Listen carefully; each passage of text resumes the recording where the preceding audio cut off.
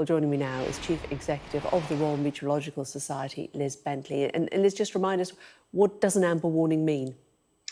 Yeah, so it's basically to warn us of the heat that's coming. There's a heat health warning as well that's also been issued, and it's about taking action now over the next few days as temperatures start to rise and peak probably around Friday, I think, into the mid-30s. But over the course of the next few days, temperatures reaching those heatwave categories, so getting into the high 20s and the low 30s, and then peaking around the mid-30s on Friday. And not just daytime temperatures get into those high levels, but also nighttime temperatures will be staying up, and we could see one or two tropical nights over the course of the next few days, and that's where the temperature doesn't drop below 20 degrees Celsius. So we need to take action to be able to look after vulnerable people, the elderly who struggle a little bit more when we get these heat events, but also for generally healthy human beings, just to take extra precautions because of the heat. So taking on extra water, keeping hydrated, and keeping out of the heat as best you can. Now, we had high temperatures in July, and we understand that these temperatures aren't going to be as high as this. Does this therefore mean it's not as serious? Yeah, so we saw over 40 degrees at the end of July, and I don't suspect during this heatwave event that we'll see temperatures reaching 40 degrees this week. But it's a more prolonged period. So if you remember at the end of July, it probably was about a 48-hour period where we had the intense heat. This is lasting for a longer period of about 5 or 6 days until the heatwave warning is in place now until Sunday this week. And so it's that prolonged period that actually can be more damaging, really, to our health, because it puts extra strain on our body day and night, consecutively, day after day. And that's really where the health problems start to come, because our bodies don't have time to rest and recuperate. The high temperatures mean it's working very hard to keep us cool both day and night.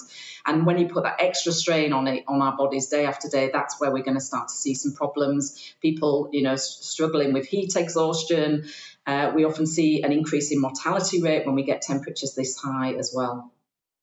And in terms of what's happening after this, do we expect? I know that there's a limit to how far ahead you're able to predict, but are we expecting more spells of hot weather over the summer, or is the feeling that this could be the end of it?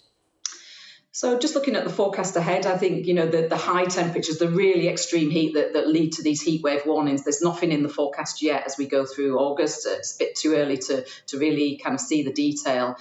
But I would say because of climate change, we are, seeing more heatwave events. They're becoming more frequent. When they happen, they tend to be more prolonged. And we get these intense heat events, the kind of record-breaking events that we saw at the end of July. So these are happening more often. So whether we see more this year or in future years, as I say, the likelihood is they're just going to increase in frequency and intensity as we go forward in time. The fact that we are seeing these extreme periods of different weather, be it very hot weather, wet weather, does it tell us anything about what's going to come ahead in the autumn and in the winter? The fact that it has been so hot this summer, does it mean it will be a milder winter, or could it be the opposite?